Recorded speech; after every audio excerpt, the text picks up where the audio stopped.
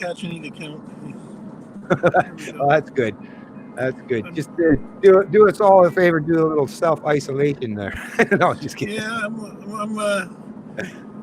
going to end up doing that. Yeah, but I'm nowhere near as alarmed about this as most people are. Or Yeah, maybe no, actually, I shouldn't say most because I just came back from this trip. I was just in Kansas City for a week, and I have to say that every average person that I met, from the airport staff to the drivers, the Uber drivers, the taxi drivers there, to the people at the stores. I'd say about 80% of the people, 90% of the people I met, really thought that there's way too much fuss and bother. Really not worried. I was able to go buy toilet paper. I was, yeah. you know, oh, and I had a friend who was telling me, he was ranting at me about how horrible it was that you couldn't get tested. And I said, "Are you really sure that you can't get tested?" All right. So the next day he went. He went. No visible symptoms, no fever. And the next day he went just to see because props to him. He's the kind of guy that's not going to just talk. He's going to go. And you know what? They saw him. They tested him. He was in and out in 10 minutes. So No. yeah. So I'll tell you my experience anyway. One person's experience is nothing like what you see on the news. Nothing. Right. Just you're kind of cutting in and out, and it's you're kind of cutting in and out, and your sound is kind of off. I'm just curious, how long do you think it's going to take for you to get back home? I'll be there in about 10 minutes, I'd say. Maybe Oh, so 15 real minutes. shortly. So then, if you want, actually, I can just kind of go off and maybe answer, like, see who's in the stream, because I'd rather it in a little better quality. Because then, if we get actually into discussing this, people won't be able to hear what you're saying, right? Fair enough. Fair enough. All right. I'll be connecting in a moment. Okay. All right. Cool. We'll Thanks. see you then. Bye. Okay. Thanks. Okay. So, in case everyone hasn't realized, I think the quality of my actually connection seems to be not so great either. Maybe it was on my end. I'm wondering. You're still actually on the stream there. Okay, there we go. There, it looks better now. I'm going to close off the YouTube side of my what's going on, Winter CA. Okay, so like I say, so we got Adam. He's just on his way home. He had a trip down the United States, and he forgot about the timing of our discussion. And anyways, make a long story short, as you've seen, he's in the taxi on his way home now. He said he's going to be there very shortly, and then he'll join in. Hopefully the quality will be good enough you'll be able to hear and see us both properly. But today what we're going to be talking about is well, not only have I posted on all my social media pages, but in particular, I made a post most recent when I joined up to ThinkSpot, and it's one of the most important things that I like to discuss. It's something that I've kind of conjured up myself. I originally called it the 4-question quest for freedom, but it's basically you can just break it down to 4 questions to ask any human being, and just those questions alone, if they answer objectively, honestly, like forthright and truthful, then even they will come to the realization is the pretense of government authority. When we're talking about authority, we're not talking about voluntary authority. Like if you go to and work for a competent employer that has more knowledge than you, then they are authority on the particular topic or matter or endeavor that they're undertaking. That kind of voluntary authority, or association, that's totally different. When I talk about authority, we're talking about government, because as a libertarian, right, we're trying to clarify people's concepts in their mind and what these terms actually mean. So government is a monopoly of force or violence. People use the pretense that you can, that government is legit because people go and they check a box off every once in a while, and somehow that makes some claim of legitimacy to give certain people the ability to do things that the rest of us can't, right? So anyways, we'll get into these things. Like I say, I've got the post actually in the background, and we'll start out in making sure that we're, understanding the well-defined terms and meanings of the words. So that's what we're going to do first and foremost. And then probably what we'll do is go through my post and those 4 questions and see if maybe there's something that Adam can find, or anyone else. Like I say, I always put this challenge out to anyone. If anyone can find something that I've done wrong in my equation or in my evaluation of what humans are actually capable of doing in the real world, right? Not in some mystical realm. I'm talking about actual human beings that live on the planet, right? You can touch yourself, not any concepts of mysticism or that we're just brains in a tank or living in the matrix. I'm talking in the real tangible world that we all currently live and function in.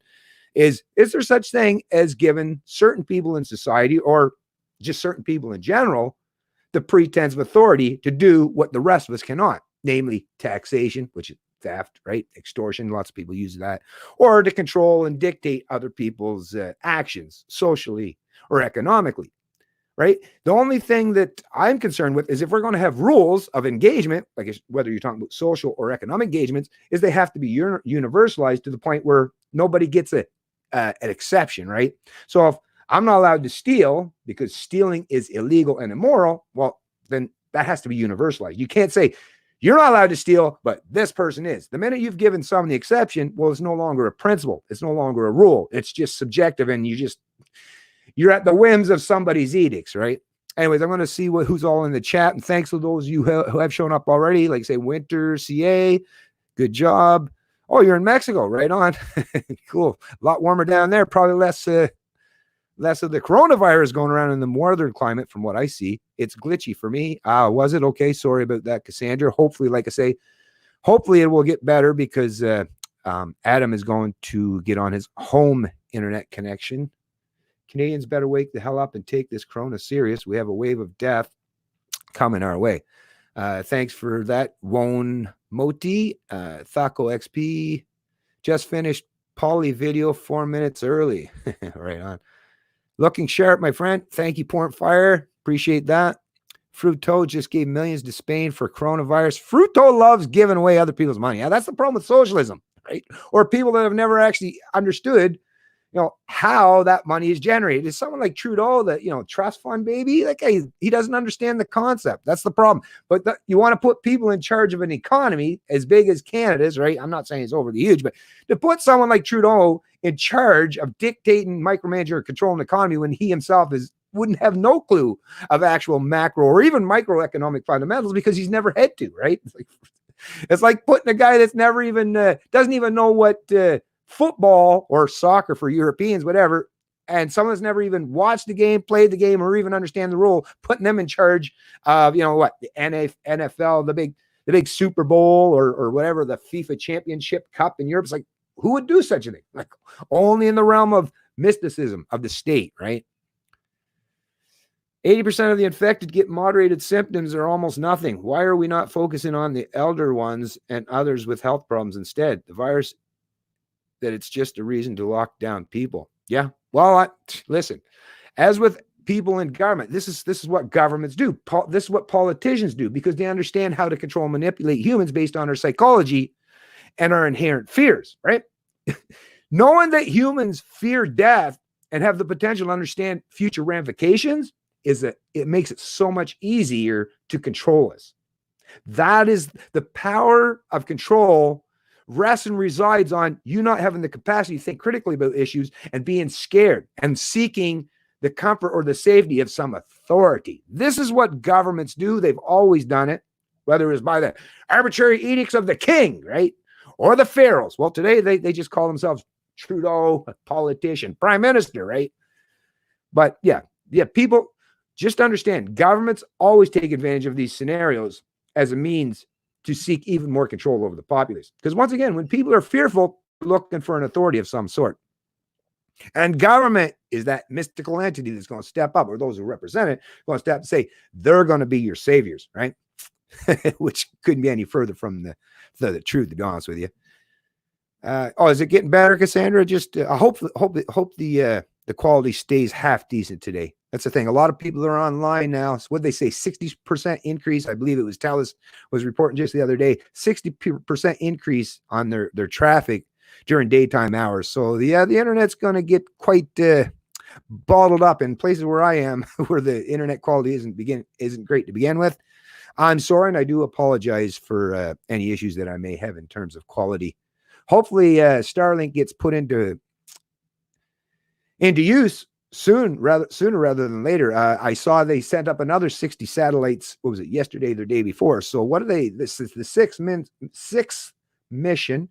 They've done 60 per mission. So you're up, 360, you're getting, 350, 360 satellites, the mini satellites they're going to use for Starlink to give us global coverage in these rural and small communities where you can actually have good high-speed coverage because of the low latency, because they're low Earth orbiting satellites.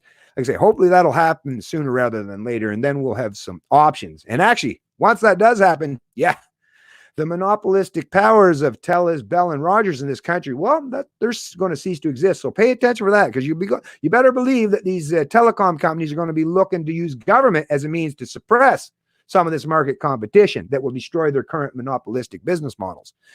Rest assured on that. Yeah, I'm not an oracle, but I tell you, watch for that. Watch for that to take place as we get closer to the point where some of these new alternative systems are coming online. Because that's the thing too with Elon Musk and Starlink, they're not going to have to rely on any of the old infrastructure. It's all new infrastructure, created, designed, and in the hands of Elon Musk and his companies, right? So you don't have to rely on Telus or anyone else. You're actually going to have complete competition, not just some of these companies that have to use other people's broadband or piggyback off of their systems, such as ExploreNet. I'm talking a completely self-contained system that's going to be alternative option. So really excited about that. Skynet will go live. It's whatever, man. Trudeau should work. Doesn't mean you should shiver like a coward when faced with the problem either. Oh yeah, well, of course not. Hey, you gotta think critically about any issue that you're going to be having to deal with, right? If you allow fear to control you, well, all fear really does is that fight or flight. And in the age of big government, it's not like you're going to do much fighting. So chances are you're going to be heading for the flight, and that flight, you're right into the hands of your oppressor. That's where you're going to end up. Right? Trudeau's still flying the man. I hear you with no interruptions. Vid sometimes pauses for like sec, but you're good. Oh, thanks for the update, Thucko XP. Like I say, so we're just waiting for Adam to get home. I think he said he's just going to be a few minutes. Got to pay the cab driver and get in there. Get set up, right?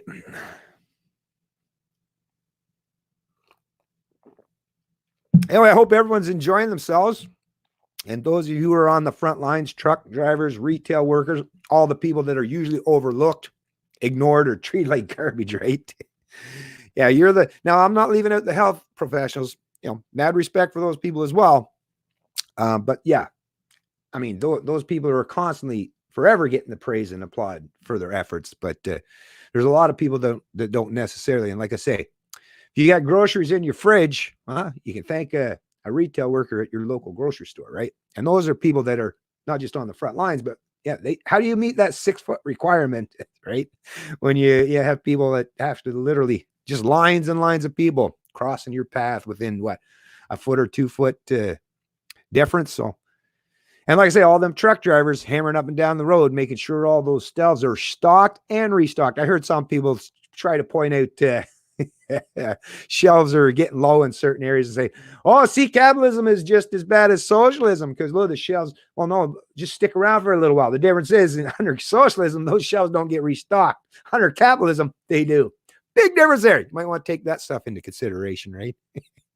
If you go there today, that grocery store or that retail outlet, and you see the stores are restocked, yeah, thank a lot of people that those in the establishment media or your political rulers aren't going to applaud, right, their efforts. No, all the applaud and effort is going to go to a bunch of bureaucrats or central planners as if they're the ones that's going to affect society. No.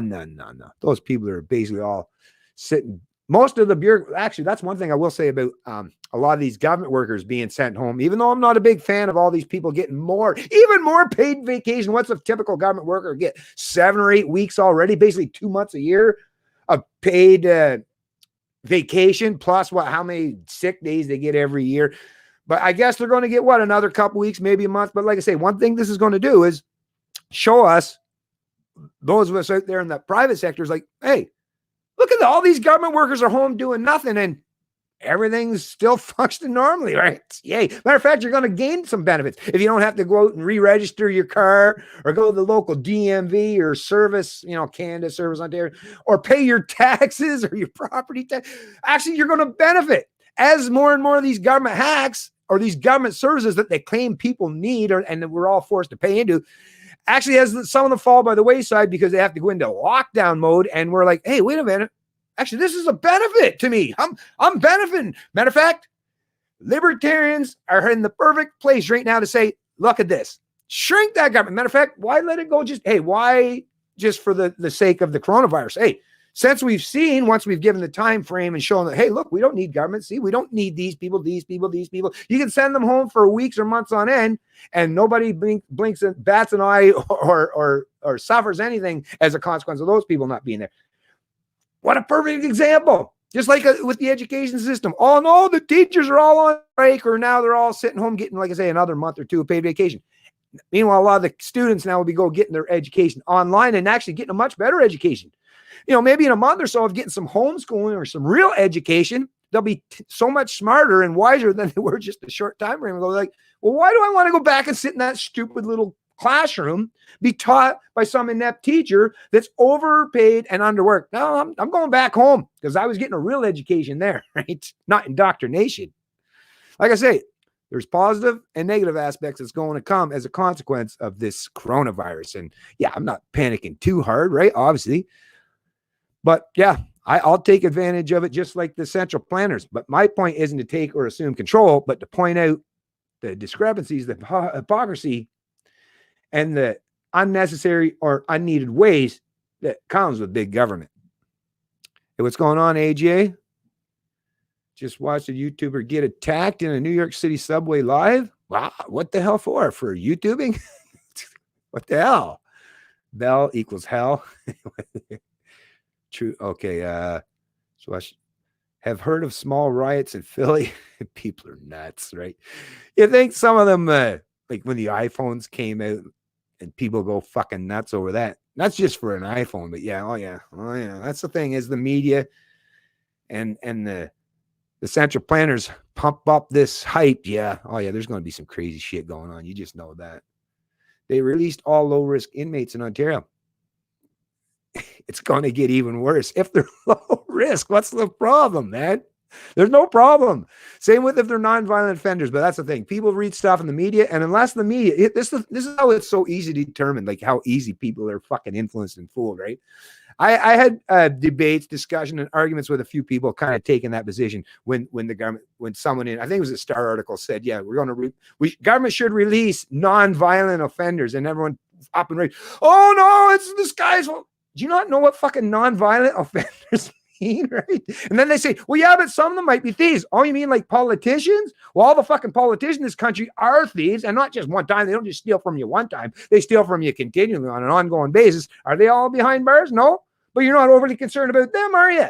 And yet they still steal from you on a regular basis. But you're scared of some lowly individual that might stole something from Walmart? Right? Like, come the fuck on. Like, people are so insane.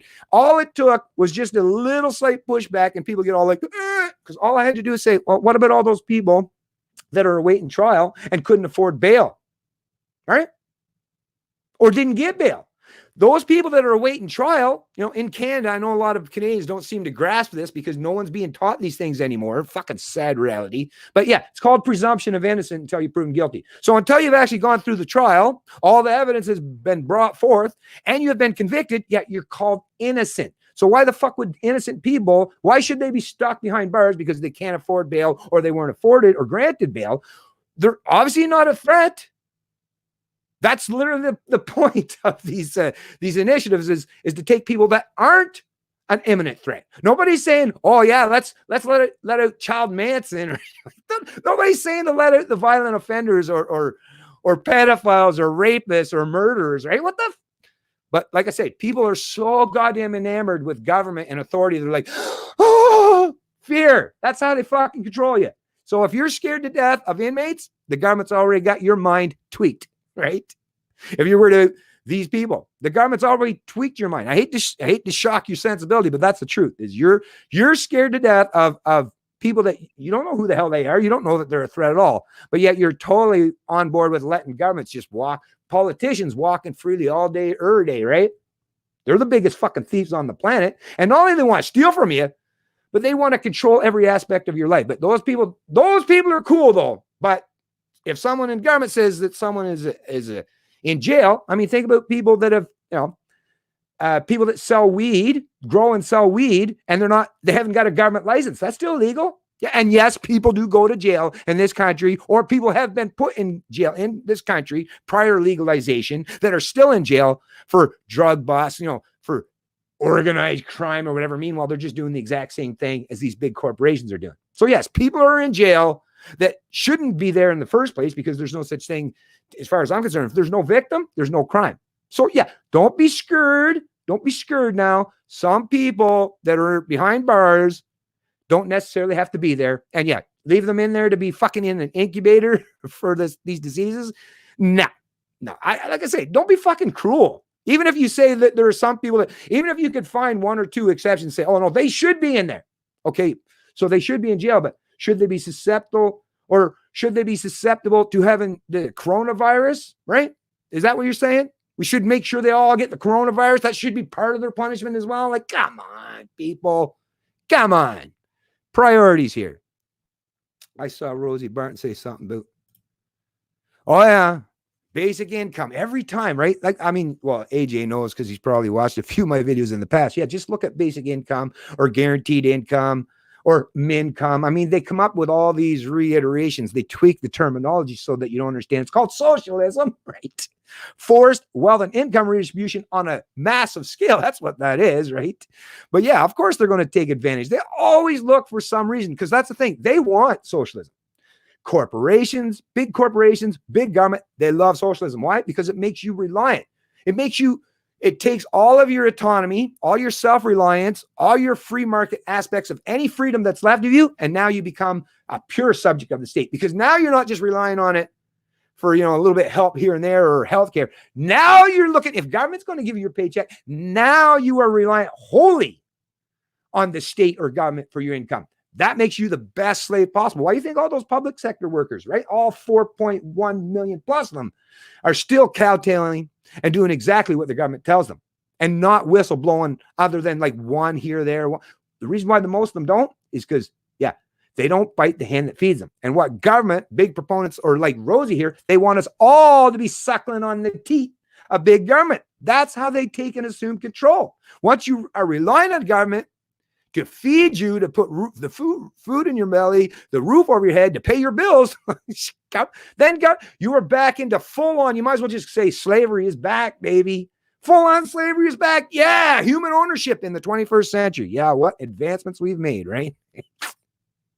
Fucking insane. People are fucking insane. And I mean, the fact that over half the country are all on prescription medications, like what? These people can't think critically. They don't even have them barely know how to get their fucking ass out of bed in the morning, right? So come on. Oh, there we go. There's Adam. Hey, sorry to be late. Oh, that's all right. It's good. I'm fine. It wasn't actually that much of a difference, and I've just kind of been going on my own little tangent and rant here, which that's one thing. If you get to know me, I can fill a space or the void. That's no problem. So good. What were you ranting about? Oh, just about this whole thing with every time there's some kind of big incident that happens, there's always the proponents of guaranteed income or the universal basic income or the way to, I mean, they come up with all the different terminology to describe it, but to me, it's just socialism. It's forced wealth and income redistribution on a rampant scale. And they always take advantage of that because to me, that's a perfect example. That's, if you want to create an entire society that's relying on big government, yeah, create a universal income, because once people rely on government and you become accustomed to that, it only takes a few generations of people that have become so inept and reliant on government for their paycheck.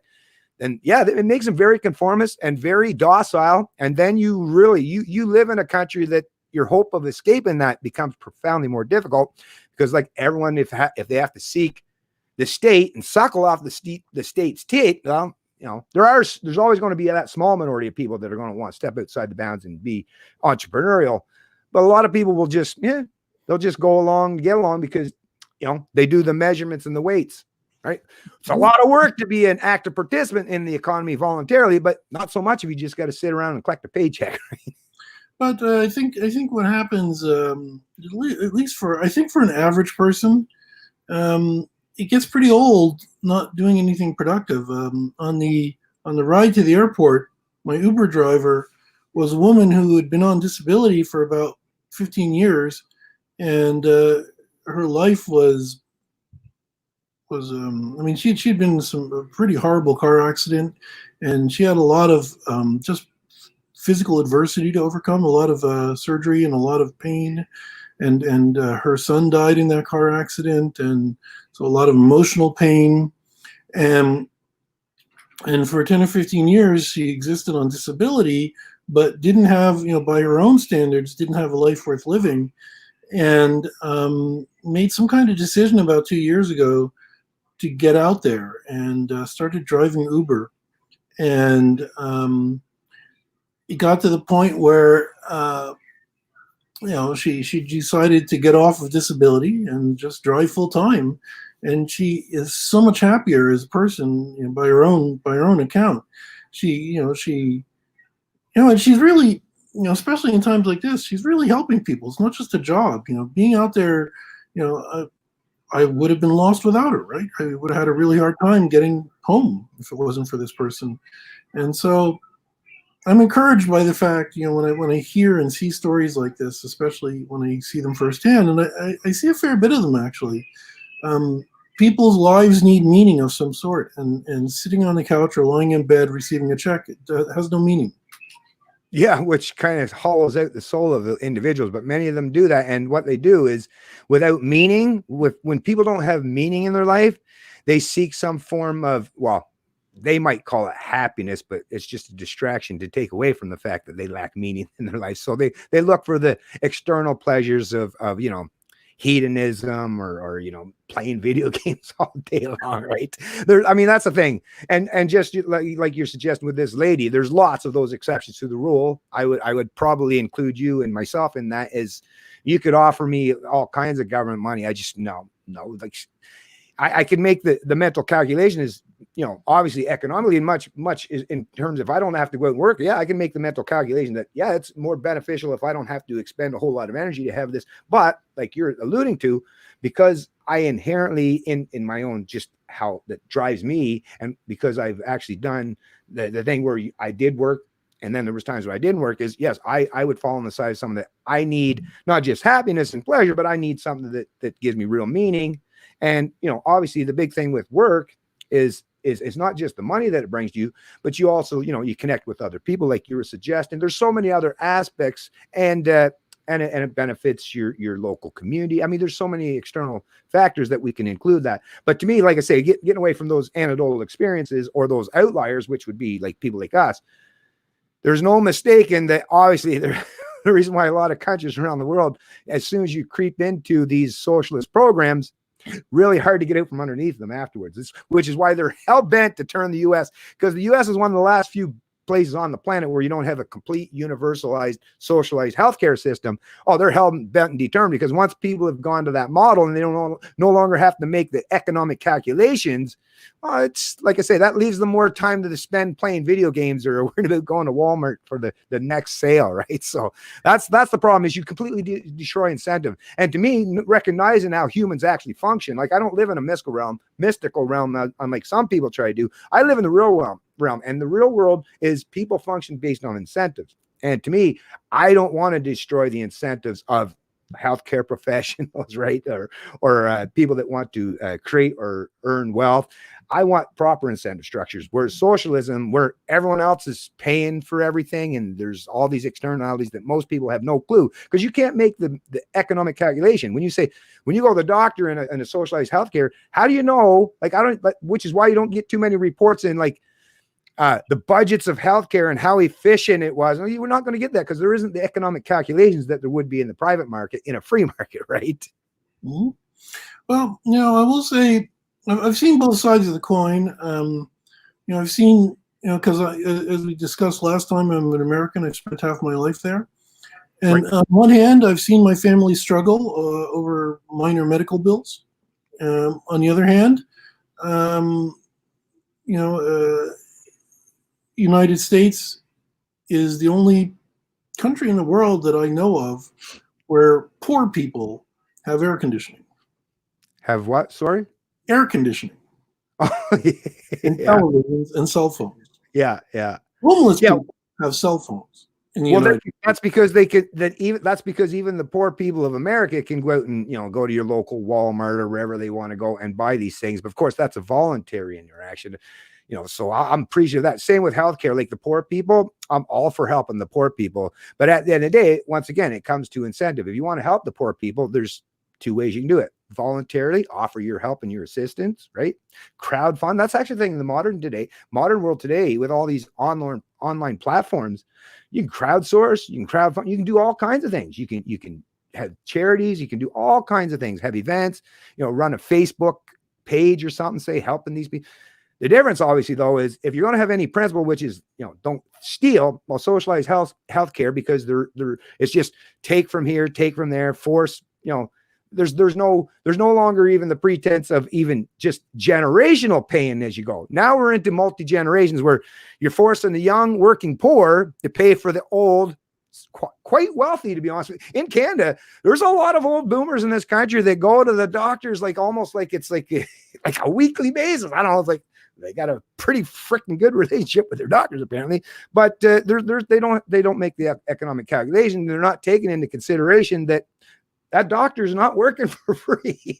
That doctor's getting paid, and somebody's paying for it, right? And if you're one of those people that haven't worked all your life and paid into that service, or there's no way for you, even if you did, there's no way for you to make the calculations of, okay, I paid in this much, so I should be afforded or allowed X amount back, which is what, like a normal, like a kind of insurance kind of a scenario. You're not going to be able, you're not going to be able to keep going and using up your insurance on your auto policy, right? Well, I will say that in the U.S., you can't make those calculations either.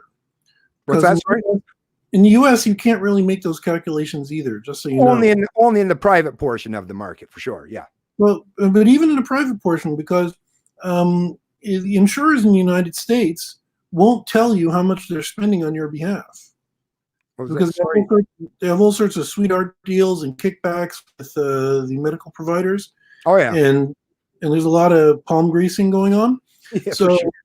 even in the healthcare market in the United States, which is not universal, and it's not very government controlled, you still really can't perform the calculations. And so it's, again, I've seen both sides of the equation. Yeah, but when you say that, now I would agree with you, but recognize this: when you say they can't make the calculation, is it because the market failed, or is it because there's government intervention?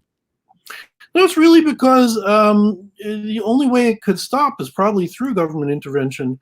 It's because the large insurers use monopoly power to jigger financial deals that you, the insurer, which is government manipulation, right? These companies can't do it on their own. They only do it by regulatory capture, right? No. They do it even without regulatory capture. So they just do it on their own. So it's like anarchy in the States. Or is there government rules and regulation that dictates how they can function? There's very little transparency in the healthcare market in the United States. Right. So I'm just wondering when you're saying, unlike a true market mechanism where there's real transparency and people can see what the going rate is, and so there really is no healthcare market in the United States to speak of, and it's all private transactions. It's all bilateral agreements. Strictly covered by confidentiality, and so there's a lot of behind the scenes maneuvering, or there's a lot of sweetheart deals. There's a lot of deals going on in the healthcare industry that the consumer doesn't have transparency on, and so all I'm saying is that universal healthcare has its problems, and lack of universal healthcare has its problems. Well, yeah, but like I say, we have to. Those are things that are obviously, based on your subjective preference. But when we're talking about anything in terms of economics, which we got to kind of go back to Adam Smith, right? Is is there a principle involved here? Because if not, if everything's subjective, then if we just talk about the state of nature, then we're not even going to really have a discussion other than the fact that it's just might makes right. But I'm saying in principle, no, but the principle under a free market, right, is not that the butcher, the baker is necessary. Nobody's putting the gun to the head of the butcher, the baker, and saying you have to bake the cake. Whereas a universalized healthcare system is the healthcare provider doesn't, like in Canada. A doctor, if I was a doctor, I have no option to just go out and say, I'm just going to go up, open a clinic here. It's going to be a private practice. I'm going to seek for private health insurance companies to use as the means for my patients.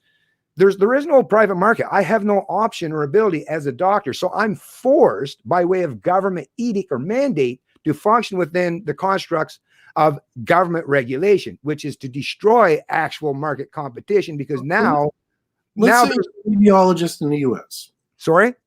You're a radiologist in the U.S. and you buy a CAT scan machine. Right. So what's going to happen is that if you want to get any business from the large insurers, you're going to be forced to accept the price they set, the same as if it was a universal healthcare or single payer system. You're forced to accept the price that the insurer sets, or you won't get any business from them. And you make it up on the back end by charging individuals like me who go up without healthcare to get a CAT scan 10 times what it might cost in a country like Canada or Japan. So I'll come back to the same thing that I'm saying is that, the United States, which probably is the most developed country without a universal healthcare system, it's not a paradise there either. No. It's a paradise if you have the right health plan because you have the right employer, but it's not a paradise if you don't. Right, but governments, that when you're using that terminology, that's the scary part, right?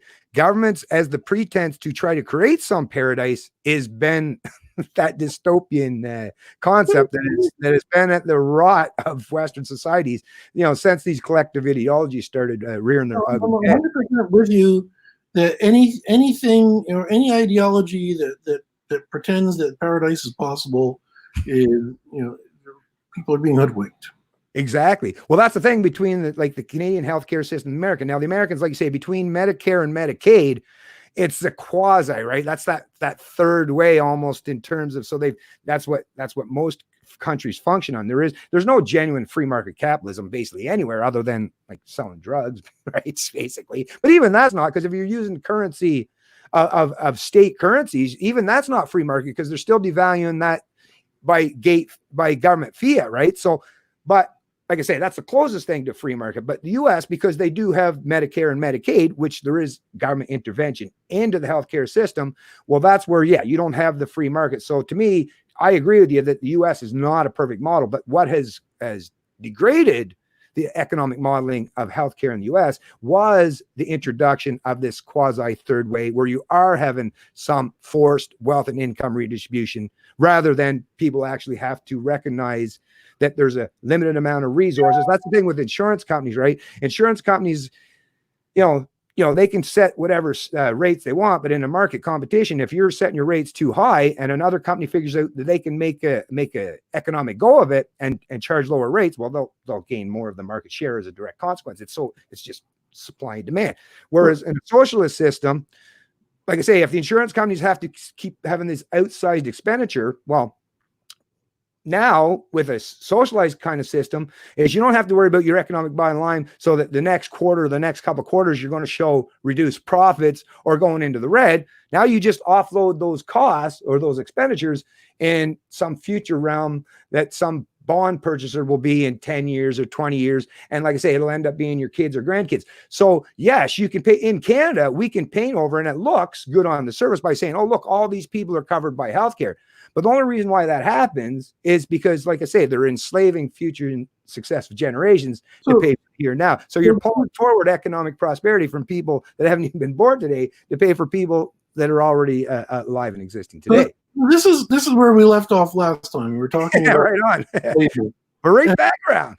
And I wanted to maybe talk about one topic with you today, if you're willing, which is authority. Right on. Because that seemed our discussion last time seemed to turn around the question of authority a lot. So as usual, let's start with a definition. Okay. Well, here's what I'll do. So basically, because I kept this, because I knew that's what the topic of the discussion we were going to have today. So I got my ThinkSpot page opened up here, and I got it, my post that I put on there. And if you want, I can just read from it, and we can kind of work from there. So at least we know what we're discussing, right? You want me to do that? Yeah. So how do we define authority for this discussion? Okay, so when I'm talking about authority in terms of the myth of authority, we're talking about in terms of government, because as a Canadian Libertarian, most of the time, but I don't mind clarifying this, but most of the time when I'm talking as a Canadian Libertarian, not just as Bennett Hunter, we're talking about, what is government, the philosophy of liberty, right? What does government represent? So when I'm talking about authority, I'm not talking about any kind of agreement between people that are entered into voluntarily. Like if I go to a mechanic shop, or if I'm going to be an apprentice, and then I'm going to look to the authority of the master mechanic, right? And I'm going to recognize their authority because of their competence and their knowledge on a particular issue. So I'm not talking about the fact that some people can have authority just based on their competence, their knowledge, or their position based on any mutually agreed to or voluntary contract. Just like if I go to work for someone, my employer is going to have authority to, tell me what to do in certain aspects in certain ways that has to do or pertains to the actual business, right? I mean, if they say, I need you to, if I go to be a forklift driver and they tell you, well, you got to go and pick these orders and do that, that is a legitimate authority. And I've agreed to voluntarily by being an employee of that business or of that employer, then we've agreed to that voluntarily, that they're going to have the authority to tell me how to function in the business to perform my duties. What I'm talking about when I'm talking about the myth of authority, we're talking about government, the very pretense that certain people in society, namely politicians, have some claim of authority that actually is not even that they themselves, these individuals, can't attain. It's that none of us can. No human being on the planet can gain the kind of authorities that people in government claim to have. So the two best examples of that is taxation and social controls in terms of laws. Now, authority in terms of law, as far as I'm concerned, is a universality. So there are such things as laws. Don't hit, don't steal, right? These things can be universalized because we can all not steal from each other and not hit from each other all day, every day, and nobody is causing harm or infringing on that principle of not using preemptive force or violence against each other. Government, though, because government is set up as a monopoly of force or violence, as we kind of agreed to, I believe, in our last discussion, is the pretense that they have the authority to do things that no human being does. And since government is comprised of individuals just like you or I, which is why when I do the questions, I don't just use an abstract person. I even use the term me. So when I'm asking the questions, I say, do I have authority? Because I'm a human being. And my first question would be, like I say, I'm a human being. And my first question would be, before we get in this, is, so if I'm a human being, you do accept that, like, we live in an objective world that's called the earth, right? Now, if we're going to play into the game, like because some people like to go into this out of the world thing and like these different universes, or that we're all just brains hooked up to the matrix, or it's like, no, that is possible. That's a hypothetical scenario, quantum physics and all those things. But as you and I, as we go about our daily days and duties, all of us function in the world as if there is an objective, tangible, real world. We all do. Nobody function in the world where they believe that it's all subjective, right? Nobody's going to walk out from a 10-story building off the top of the roof and think that they can just walk out the edge and just keep moseying along. They'll all recognize gravity's going to be a bitch and going to bring you down real quick. So that would be the first thing. You would at least acknowledge that all these people, you and I, and the politicians included, were all human beings, right? Yeah, I'm very practical. Practical guy. Right. So basically, so I'm just going to go lead into it right now then. So basically, I put out, so can you handle a truth that no one in your life has ever told you before? A truth that can't be denied or debunked. One so profound, it will rock the very foundation of your belief in government.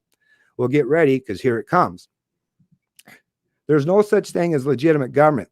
That can be proven to be objectively true, yet you won't hear that from anyone who benefits as a result of that mystical entity. You may have an opinion that I am wrong in my assertion, but universally consistent, non-contradictory observations prove the validity of my claim.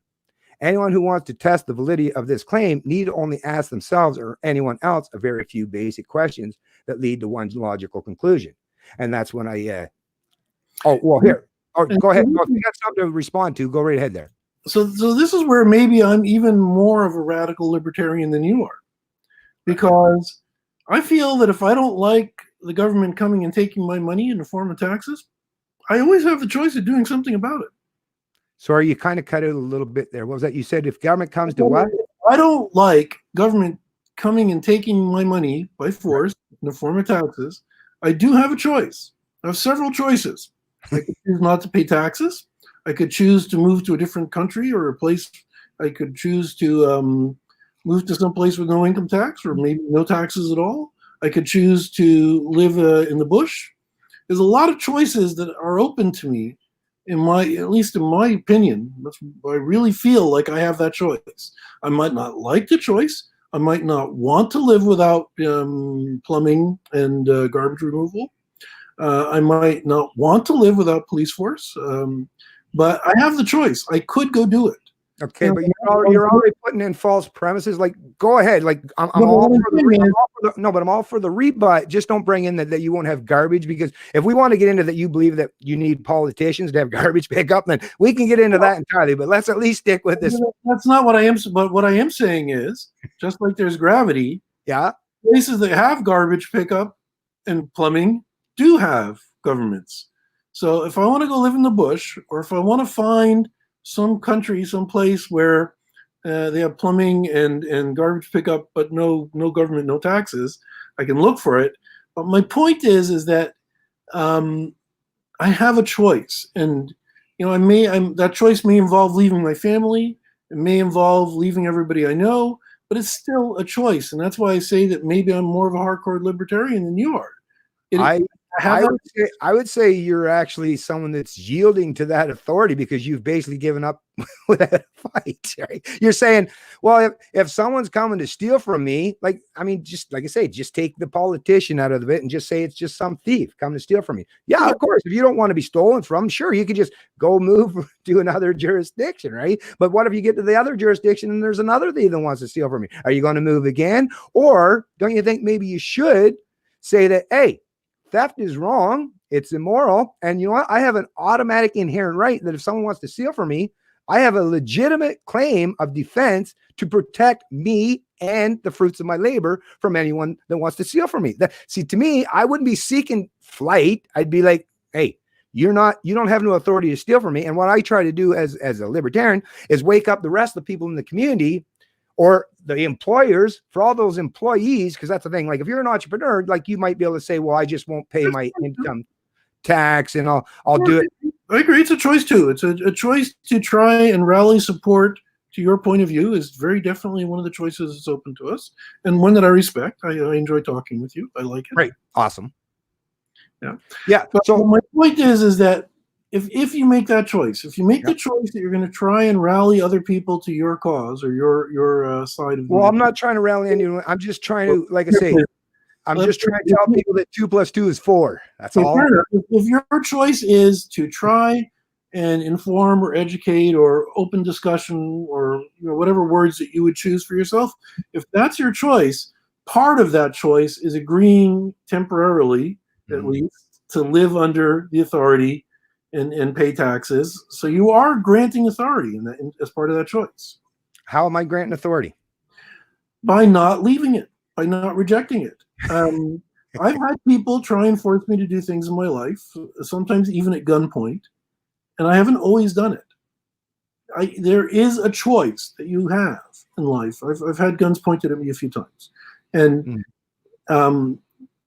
and you don't always have to do, if you have the force of will, the character to stand up against it, you can. You're taking a risk. I think to clarify this before we even get too far into it. So do you not believe in any, are you a subjectivist where you don't believe that there are any such thing as principles or ethics even? I absolutely believe there's principles and ethics. All right. So my principle is theft is wrong. And all I keep hearing from you is that, well, then just leave. If someone's trying, let me just paint a little scenario for you. A little old lady, right? And this has happened probably many times in the past, right? Little old lady sitting in her house. She gets a phone call. I'm going to use two examples. One is some thief in a Nigerian internet cafe, right? That's claiming to be her authority and tricks her mind into believing something, right? Through the power of persuasion and manipulation, that she has to pay, otherwise suffer the consequences, right? So basically, which is what government does. Now, take that scenario and take where it's not the person playing the role of some government official, quasi-government official that's claiming to have the authority to take from this person. But let's say the person, instead of calling up, say, I'm from the IRS or the CRA and you know us this and blah, blah, blah. Rather than that, the thief just says, yeah, I'm down here in Nigeria calling from a cafe and I want a portion of your income and I demand that you give it to me. What would be the difference for that little old lady or any human being that would be on the other side of that, either of those conversations? What would be the determining factor that both calls would decide with that one to believe in? I should. The difference is social acceptance. Right. We live in a society where the majority of the people in the society have collectively decided one thing is acceptable and the other is not. Right. So are you so if the majority of society accepted that rape was it's okay, it's cool. Actually, there are some societies where rape or even having sex with very young children is kind of normal. Not by everyone, but it's a fairly routine practice by a lot of people. But just because the majority of them, like I say, when we're talking about principles, even if the majority, let's say even 99% believed in that same whatever, theft or raping children or marrying children or whatever, I can't be forced to be subjected to the whims, will, or the edicts of the majority. Like, this was something that was quite understood. Okay, so then I will tell you, if you're framing it like that, I'll tell you that taxing, stealing a portion of my money, for me, ethically, morally, is on a completely different level than raping a child. Okay, why? They're different. Because I accept that at times our society can impose laws or impose itself on individuals. I don't think that a world where an individual's conscience is the only thing that guides their actions is a world that I want to live in. I want to live in a world that has a balance between individuality and social control. Okay, but when you say social control, though, like this is kind of what we're getting at. So we got to get back to those 4 questions. Actually, we haven't actually even quite got to them yet. So this is what I mean. So I'm all for, like, there has to be some measures of keeping people at bay and not using preemptive force or violence against each other. Like I say, unless, like, to me, what you're basically advocating is given, like, some entity the control over other people, which is what government is, right? Yeah. But at the same time, you've also recognized and acknowledged that theft or some of these other issues would be considered immoral. But yet that entity that you're talking about, government, literally gives everybody the capacity to do exactly the opposite of what we would deem moral and ethical. So I just don't understand why you would want to create a space in people's minds, because that's what you're doing. You're creating a space in people's minds that they're accepting all these morals, these ethics, all these principles in their own lives. But then you've created a little tiny area in the brain where, like, okay, but for certain people, I'm going to take all that morality, all those ethics, all those principles, and I'm going to completely wipe them out of my mind entirely because these people call themselves politicians. Like, I just don't understand. Well, see, that's where you're not speaking for me, because I don't wipe it out. Well then clarify for me, because what I'm saying is we don't live in a perfect world. No. I also believe that in a world in a pure anarchy world where it's only the individual's conscience that guides them, I believe that tyranny is absolutely the ultimate result of that. Okay, but how can they tyrannize, though? Where does tyranny result from? Tyranny results from the fact that the vast majority of people will behave out of fear of a tyrant, and they'll exercise control on the minority that don't have fear of the tyrant. So the tyrant will recruit henchmen. That's what tyrants do. We're social animals, and so tyrants recruit henchmen who are afraid of them, do whatever they say. Right. And then the henchmen enforce with a reasonable minority, you can still enforce through violence your will over the majority of the people. Right. Because the majority of the people will not be courageous enough to say, I'll be the one to get shot or hurt on behalf of all the others. Right. Just the way humans are built. Right. And but what the scenario you're setting up with tyranny and having a bunch of enforcers and people that believe in it, you're just describing a gang. Like a gang can do that. The difference between government and the government is a gang. What?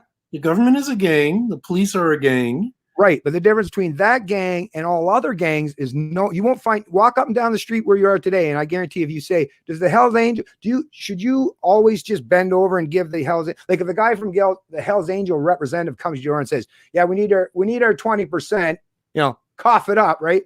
Do you believe that you have to subject yourself to their authority? Or would you as a person say, no, you have no authority to take any of my income? Sure, they might have the power. Sure, they might have the force and the gang to do it, but they sure don't have the authority.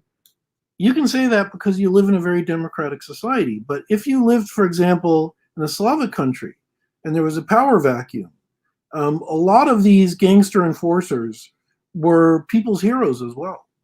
And, there's lots of examples. I don't remember off the top of my head, but I could research and provide you the names of these strongmen, these gangster enforcers, that, especially throughout the Slavic regions after the collapse of the Soviet Union.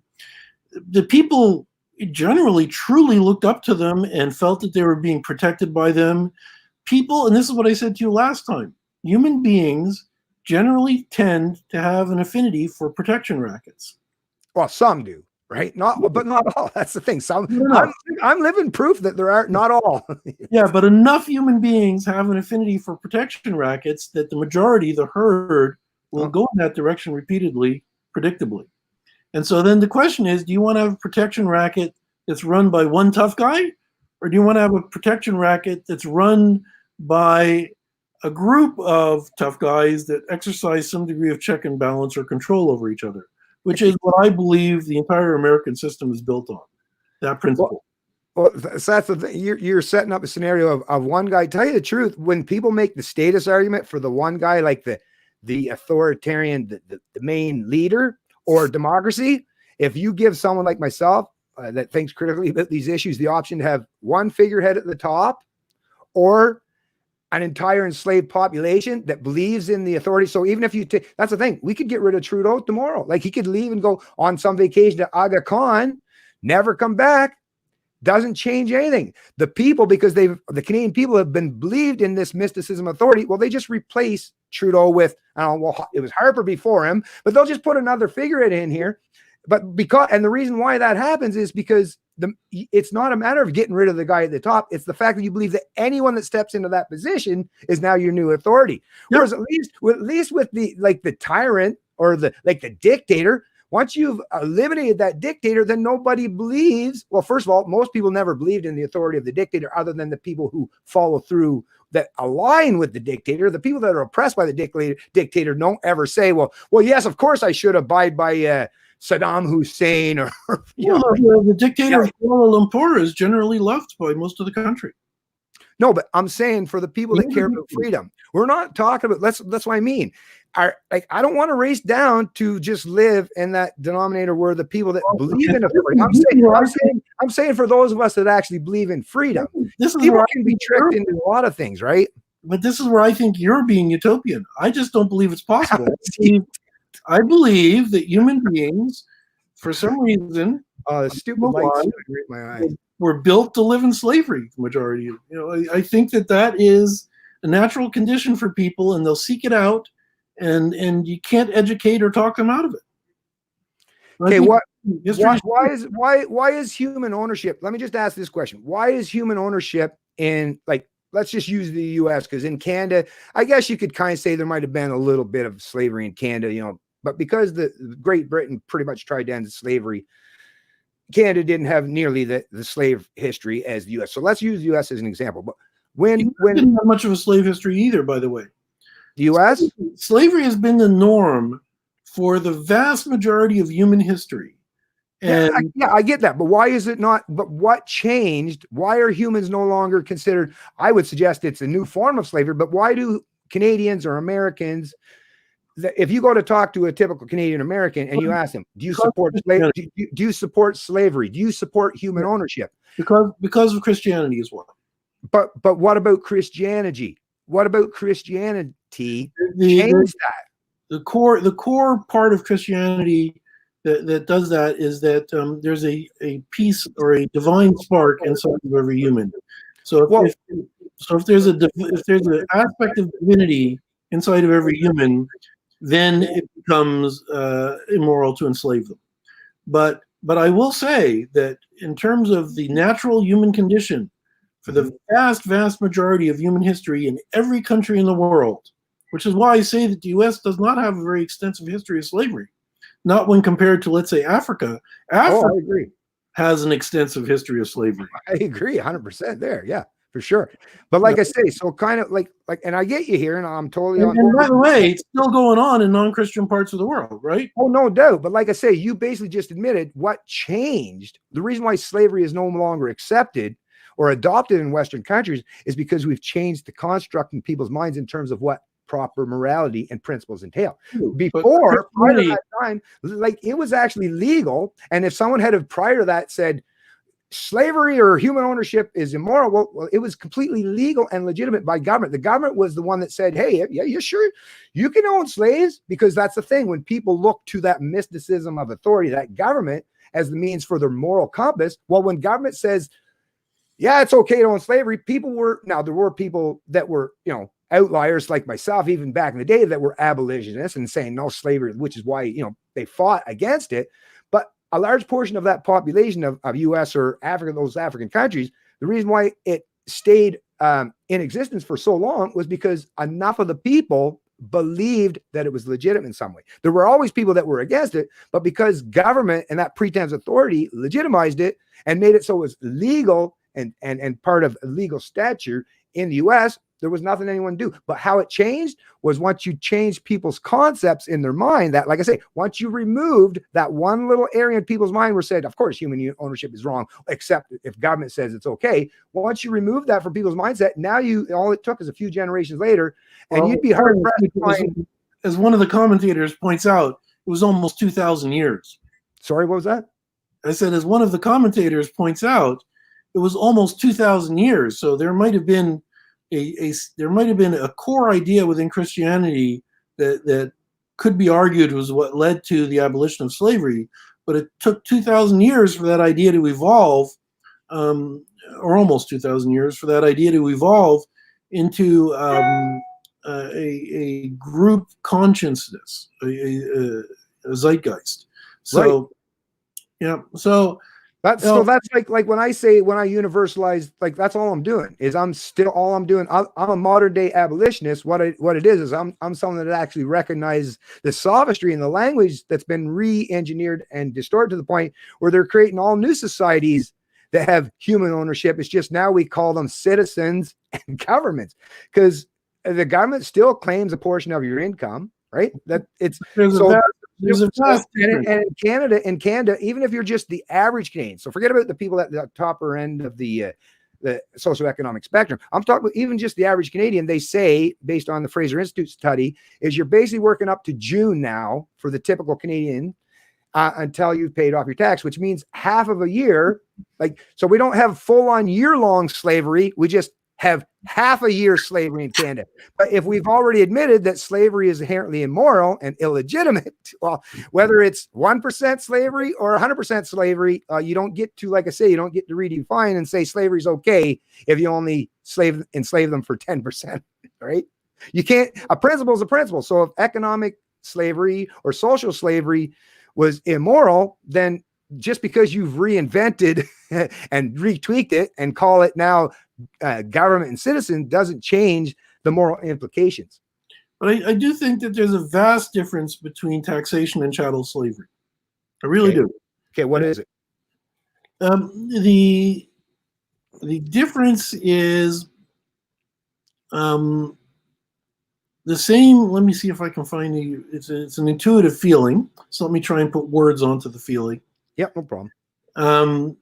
It's the difference between having psoriasis, which I do, on 10% of my body versus having it on 100% of my body.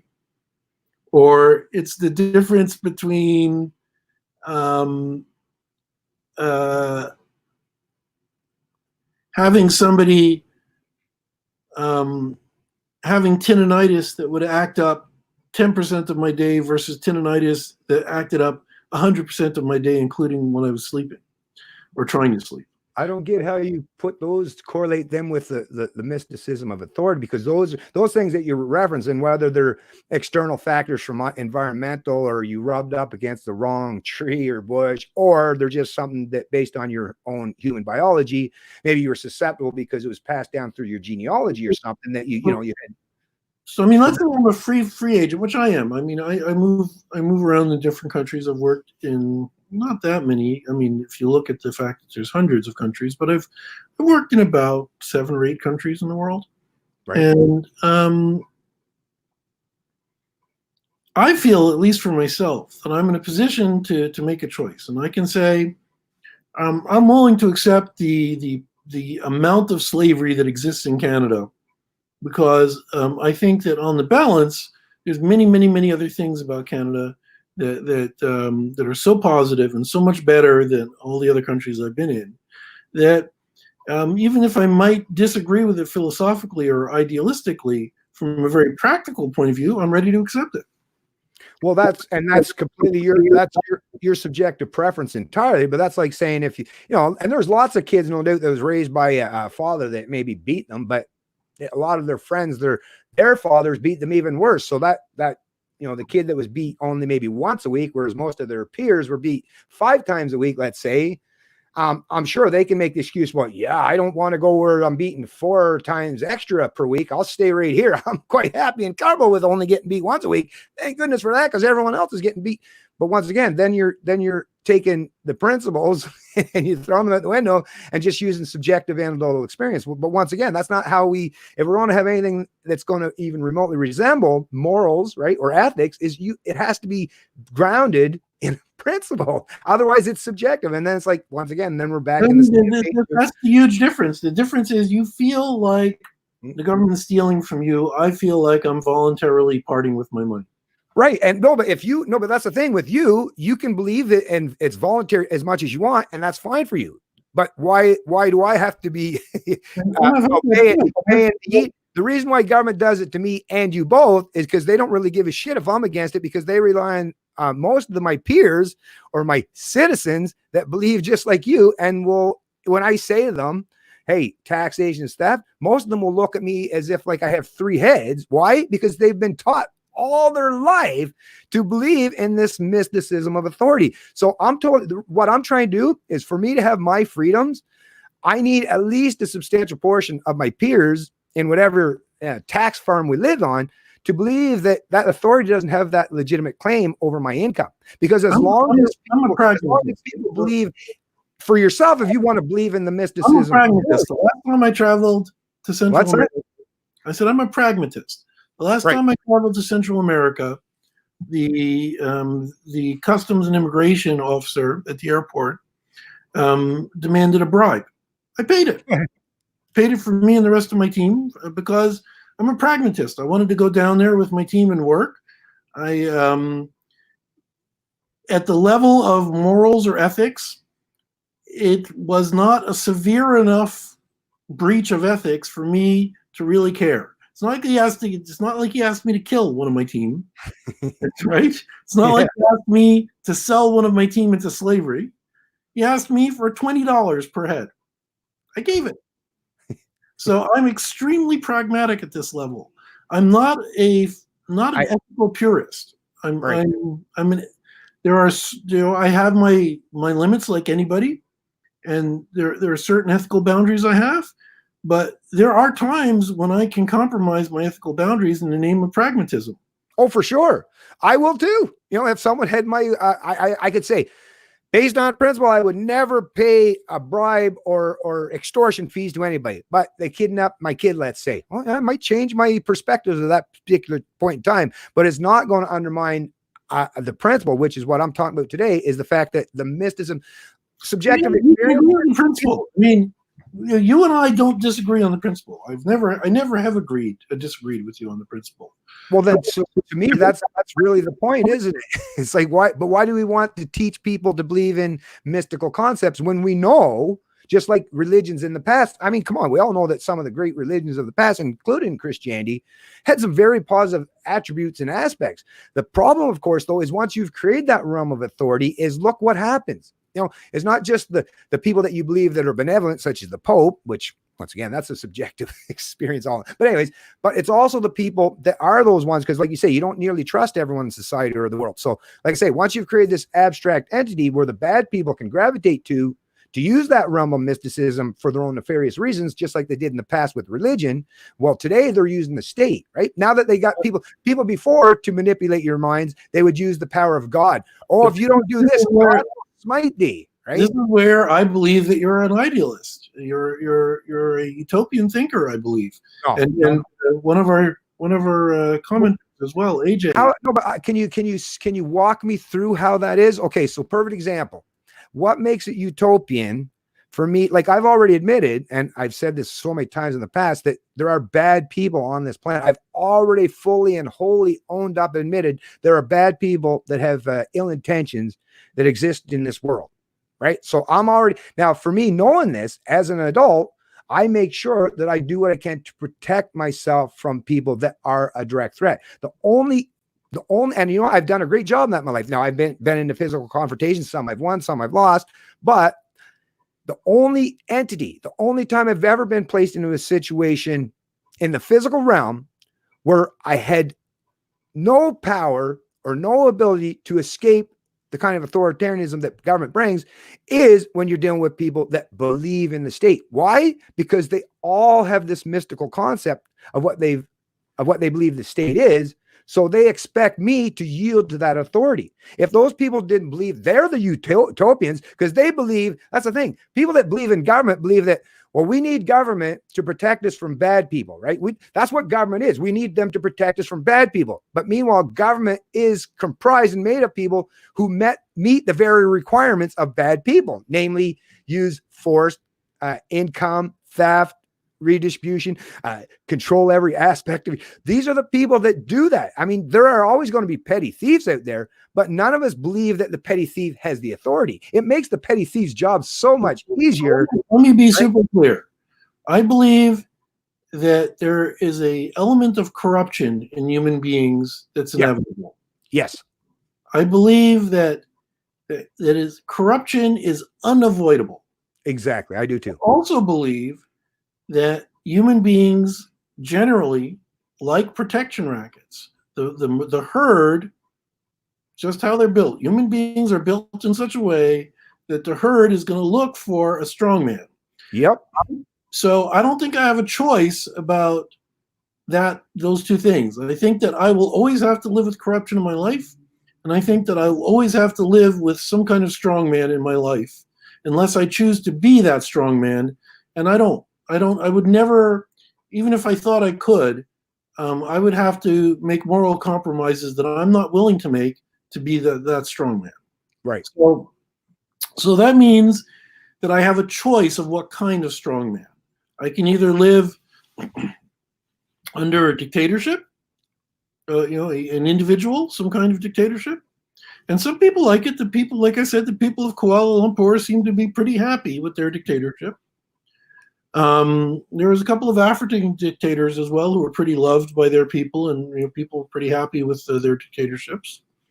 Or I could choose to live in some kind of democracy or republic of some sort, and if I do that, there will be corruption, and there will be coercion, and there will be taxation.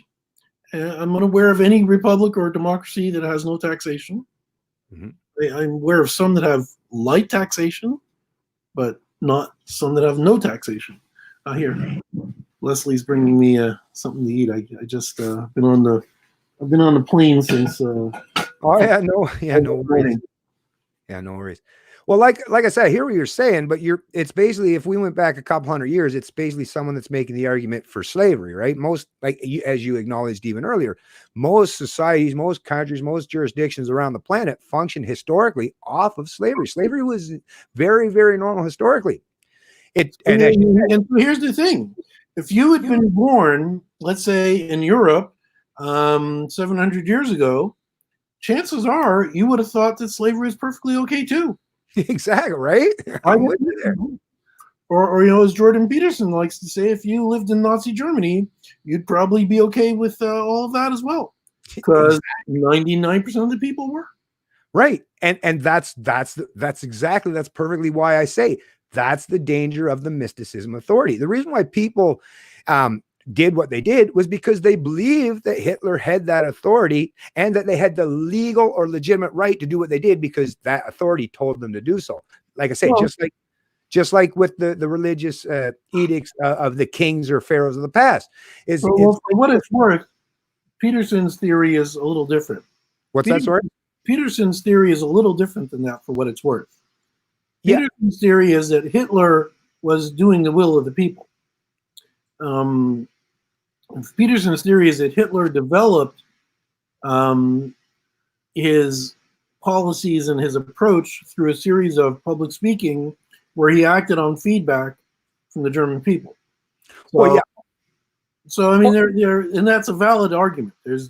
Oh, it is 100%, because the people, especially people that understand the human psyche or psychology entirely, and that's basically some of the greatest propagandists on the planet, understand that intrinsically, because us humans have inherent baked-in traits that we haven't shaken off entirely, because they played very well for us in terms of our development through the evolutionary process. So having in-group preference, right? Having that tribalist mentality is very, very, it's baked in the human cake by sheer fact that it was a proven strategy in the past that small communities or groups or tribes would come together collectively as a defense or protective mechanism against external threats. So that's a reality. So that's what these of course Hitler would say, oh, I'm just going by the will of the people, right? No, it was all that propaganda. It's not that the Rush or the German people decided all one day, they just all woke up like, hey, I got an idea. Like, let's just throw 6 million Jews into these ovens or these gas chambers and kill off the gays. And no, it first started out with the rise of Hitler that comes, whether you're talking about 1933 and then going all the way up to 1939 and entering into the war, no matter how you look at it, or even actually his whole journey right up to that point, it took, like I say, the propagandist arm and the power of manipulating people's minds and that influence of using that big bully pulpit of authority. And then, of course, after the fact, just like now, and you've probably heard this expression before, is government creates the problem, right? Reacts and offers the solution. So yes, they're going to say, Hitler did not have a huge propaganda machine, and he did not have the voice of authority when he started. He was a fringe lunatic in for most of the early part of his political career, and so the argument that he was listening to the people is not a trivial argument. It's not he was listening to the people and the people thought whatever the propaganda told them to think. The authority at that time when Hitler was coming into power was the Weimar Republic. And if anybody had control over the levers of propaganda, it would have been them. Right. And certainly weren't preaching what Hitler was. Right, but every dictator always uses the pretense of fear, resentment, or envy as a means to other, right? That's the whole point of othering. Is like, so in Russia, it was the proletariat versus the bourgeois, and in Germany, it was more, certain other demographics or groups. Yep, so now we're talking my language. We're saying that it's built into the human psyche. Right. So I believe that. Yeah, I go for that. Sure. Yeah. So that's what these manipulators, these central planners, and these authoritarians today is brute force. Historically, was very, very inefficient. Costs the crowns of many countries like untold amounts of treasure and capital to try to enslave people through the power of the whip or the power of just brute force. Mm-hmm. But like I say, the people that understand that entered into things in terms of politics or the psychological realm realize that it's much, much better to control the population by using their own natural tendencies or inherent fallibilities and use that as a means to other people, because that's what happens every time. Think about even today, it's identity politics, but it's just a different tweak of how it is. But what you do is you create warring tribes, factions. Mm-hmm. It doesn't matter if it's on small scale in a community or on a large scale in terms of the globe. And as long as you pit them against each other, use the fear tactic, suggest that these other people are a threat to your way of life, then that's the way, like you say, where people are going to look to that authority, because historically, that's what human beings would have done. But historically, humans would have been looking to the most dominant person within the tribe. So either they were had the most physical capacity, like they were literally the strongest. Maybe they were the most intellectually competent and understood,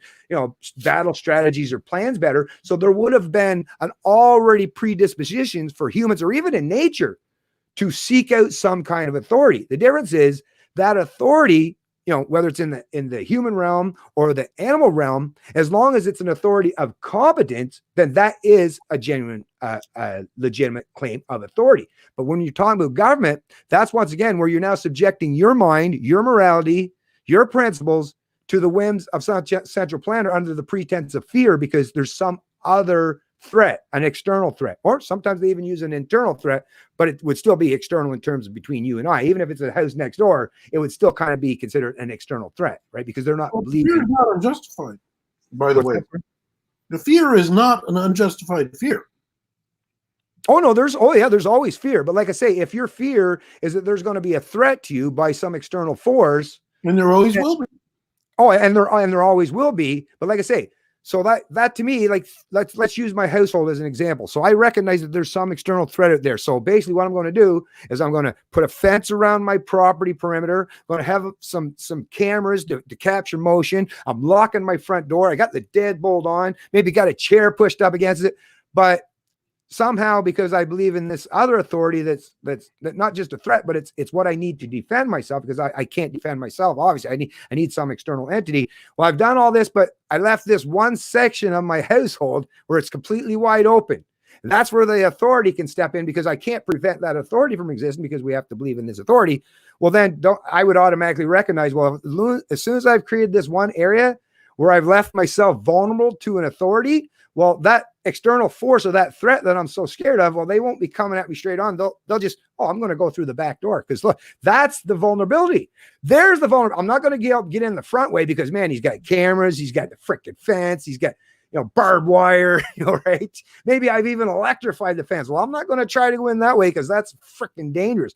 But hey, look, he left this place back here where he's left wide open for this other authority, and that's a very vulnerable spot. Well, I'll just go in through the back door. That's the problem with the mysticism of authority. Well, I think maybe, having talked about it with you more, I think perhaps the only difference of opinion that we have is whether or not enough people would ever come see it. Like I said, I don't disagree with you. I just don't believe that the herd or the vast majority of people will ever come around to that way of thinking. Well, yeah, like you said, but before you continue on, you would have said that a few hundred years ago. You could have said that we could have this discussion saying, slavery is not going to end. Like 500 years ago, if you were trying to have this discussion and you were saying, oh, no, we're going to end slavery. People would totally accept what you're saying.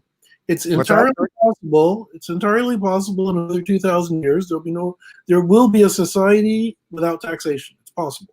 Well, yeah, but you got to remember, it took a couple thousand years, but it really, if you look at the growth in terms of the understanding of liberty, now, of course, Aristotle and all the great philosophers of Greek philosophy, they did some great jobs in terms of putting that foundation, that platform down.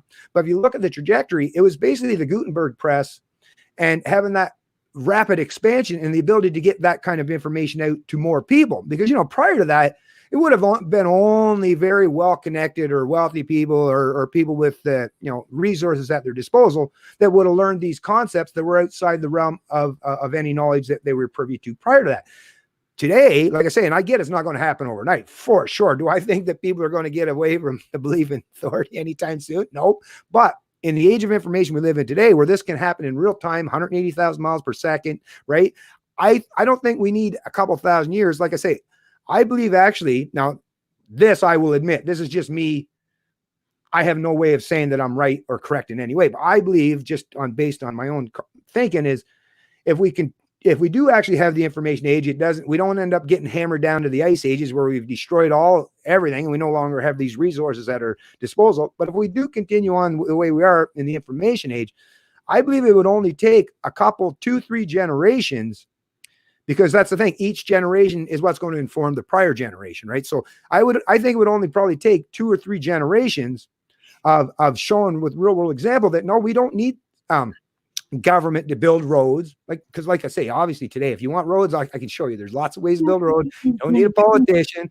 All these things that people think you need government for, all we need is just the ability to show that with real world examples in real time that you can have them. And once you've shown that you don't need government for these things, well, the fact that people will ever go back, not to say that it doesn't have the potential at some point in time in the future, but for at least those who are alive at that current timeline, you're not going to go back into slavery. Like we're definitely not going to go back into like human ownership as it used to be defined. Well, I would never say never, but hopefully. Well, yeah, I should say right. I would never say never. But if you went and ask most Canadians today, or Americans, or British people, none of them are advocating. I would suggest, or there might be the odd minority, but these are people that you'd say they're fucking nuts, right? But most people are. Sorry, go ahead. So you've given me something new to think about, and this is what it is. Yeah. Before our discussion today, right, I would have said utopian thinking. I'm unaware of a case where utopian thinking and social engineering worked out. Right. But you've actually pointed out a case to me. So there is a case where utopian thinking and social engineering worked out, and that was in the abolition of slavery. Yeah. So you've given me something to think about. That's why I like talking with you, Adam, because and it takes a big man to be able to say that, like, as long as which tells me you're at least intellectually honest enough to be observant of what of the case I made, and you're going to reflect on that, which to me, that is, I'm 99%, I'm alleviated in my concerns when I'm dealing with anybody as soon as they've shown that they have that kind of intellectual curiosity, vigor, and honesty. Because really, that's all it is at the end of the day, is how can we help each other? Because that's the thing. Some people get in these things where it's just all about dominating. Oh, you kicked his ass. And to me, no, all I care about at the end of the day is our freedoms require us to get our mental constructs, properly aligned with things that we as human beings, and they are mental constructs that we've created, like the realm of ethics and morality. That is a human construct. It doesn't exist in the state of nature per se, right? But because we as humans recognize that based on the way we want to live as individuals, respected for our autonomy and our sovereignty, we know that we need certain rules and principles to guide our social or economic interactions. And that's what it is. Like I say, historically, people made the cases for slavery, and you can even go back prior to that. There's other examples, but like I say, we won't. I've already shown one, so we don't have to double down and get into the redundant aspect. But yes, there have been times throughout history where humans have had their intellectual developed enough, even people at the lower end of the scale, where that construct ceases to exist entirely, or at least for the most part. And really, what you're talking about is, because we believe that most people do have that herd mentality, because that's the other thing with libertarians. We do understand that people do, in large groups or even somewhat small to medium groups, do get that herd mentality, is we need some kind of universality or some kind of principle to be their guide. What they use it, like I say, I would never say that, based on libertarian principles, we're going to end government tomorrow. I don't know, because I don't know what people are going to do with that knowledge. Just like the people at the time were saying we got to abolish slavery. I don't know what people are going to do with it, but we found it subsequent to that people used lots of different areas of their own mentality and their constructs to find ways to re-engineer society and have things come to fruition without human ownership. So yes, it's something that can happen, which is why I'm very appreciative to have people like you that are willing to think about these things critically, and hopefully you'll be able to use your own language and your powers of persuasion with people that you talk to kind of help them understand that to me. And actually, the one thing, I'll just say this, and then you can respond and take as much time as you want.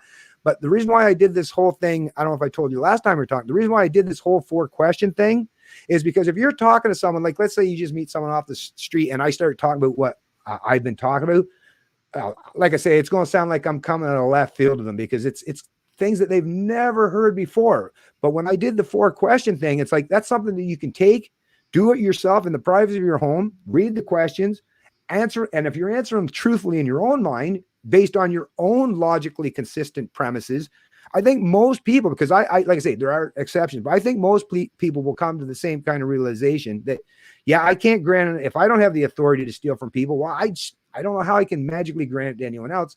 Maybe that is a concept that is mysticism and jammed in our head, which is why the bad people keep using it time and time again. And maybe what we got to do is get ourselves to a point where we're thinking about ethics, morality in a more secular realm, rather than keep using these abstracts or these entities that the bad people, the nefarious people, use to keep enslaving us.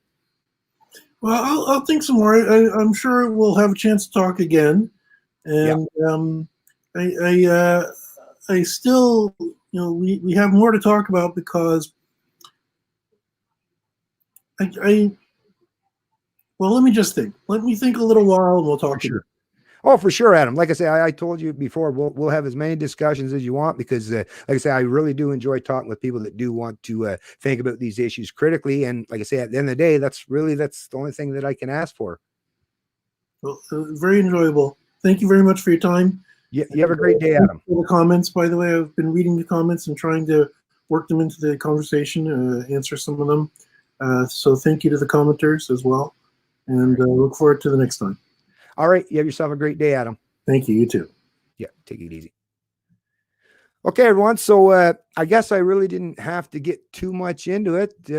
I thought I might have actually had to go through the entire 4 questions because, like I say, that to me is it's the kicker, and it's pretty minor. It's only 4 questions, but anyone that asks these questions to themselves will come to draw the basically the same logically consistent conclusion is, yeah, the mysticism authority, it is fake fantasism. What's up? Anyways, I want to be checking in the chat. It looks like there wasn't too many people interested in this discussion today. It's funny, the most important discussions do seem to have the least amount of interest in this upside down world. I guess that's just the way it is. But anyways, I'm just going to, for the few people that are still here, I'm just going to reference the 4 questions. And if you want, you can listen to this back or, and then just, like I say, write them down and ask them to people in your own lives.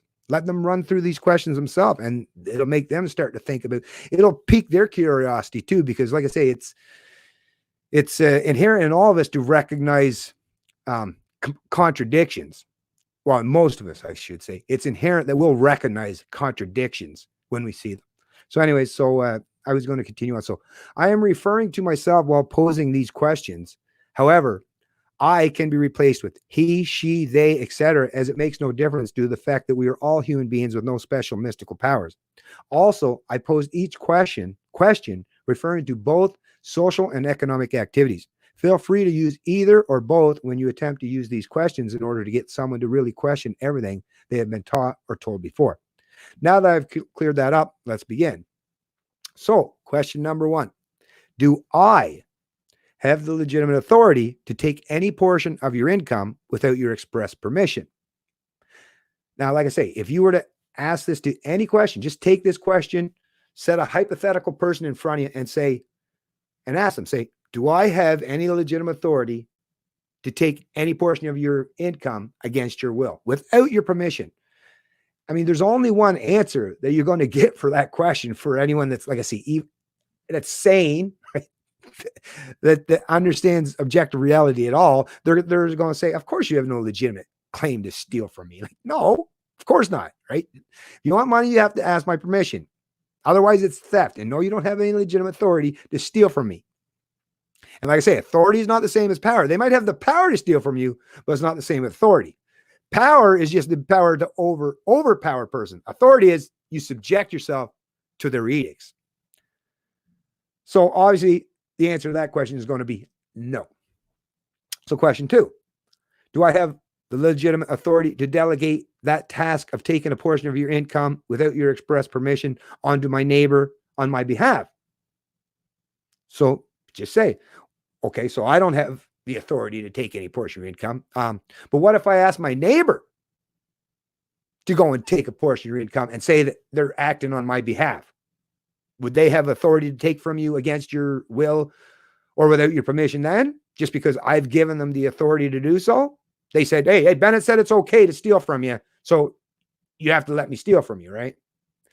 Well, they would say, no, it's still theft. I mean, just because Bennett told you to steal, it's theft is still theft. Whether Bennett stole from me or Bennett told you to come steal from me, the act itself of taking without permission, that's still theft, no matter if Bennett did it or the neighbor did it, right? So we're clear there. So once again, there's only one answer to that question is no. Bennett doesn't have the authority to ask his neighbor to steal from you against your will and that you're supposed to subject yourself to his whim, or the neighbor who's saying that he's acting on my behalf, right? So no, that's the question, or that's the answer to that question. So,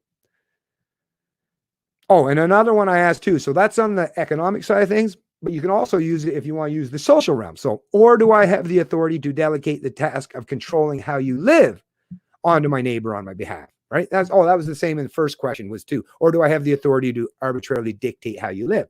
So no, I don't have it. I don't have the authority to dictate how my neighbor lives. Like I don't get to tell them, oh, you have to do this, you have to do this, you have to do this, that, let's control every act. No, I don't have the authority to do that. Nor do so we got that. So like I say, the answer to the question on both the social or economic side of things is no, I don't have the authority, and neither does my neighbor have the authority.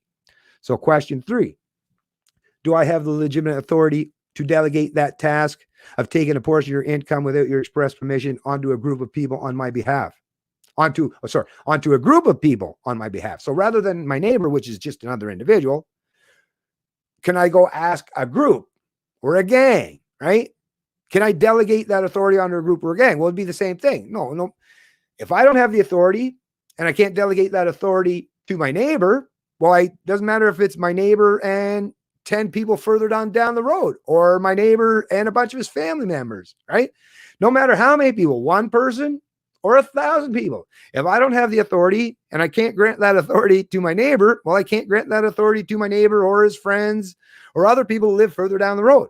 Because once again, you can't get from point A to B. When point A, I don't have the authority, I can't grant the authority to B if I don't have the authority to start with. So it all starts back with no human being has that authority. So it leads lastly to that final question is, well, how do politicians gain an authority from people who do not possess the authority? Right? Because that's how people use the pretense of government. Oh, well, yeah, of course they can tax us because people vote for it. All right. Well, it's the same. You're using the exact same example. It's just different on the scale, but scalability doesn't change. Theft, like I say, stealing $10 or $1,000, they're both theft, right? So scalability doesn't matter. The principle still sticks the same.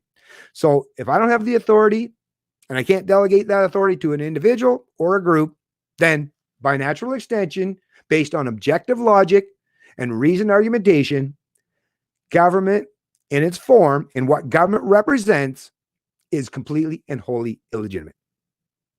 Like I say, the beautiful thing about these questions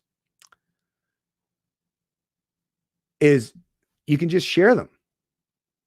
Share them with, actually, you know what?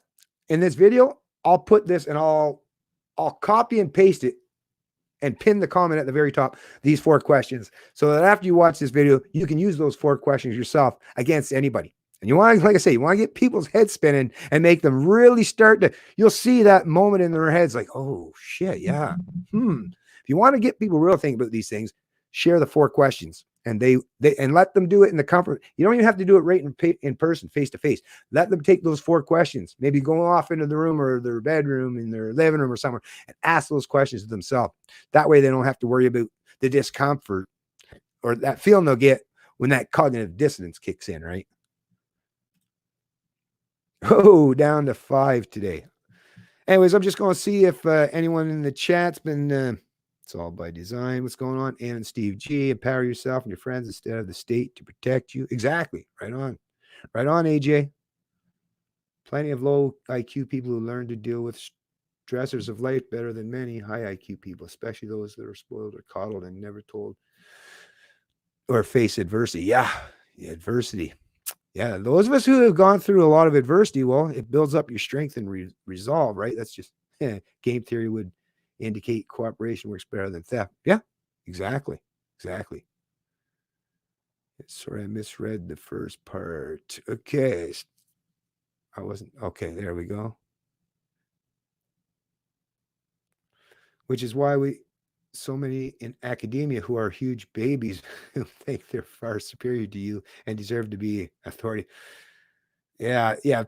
People in like I've got lots of them in my family. Most of my family members would be government workers and have university and college degrees that yeah, just by sheer fact that government gave them a piece of paper or something, they believe that they have a higher level of competence or understanding or grasp on some of these premises or concepts, which in reality, like, get some of these people that claim to have such high IQ or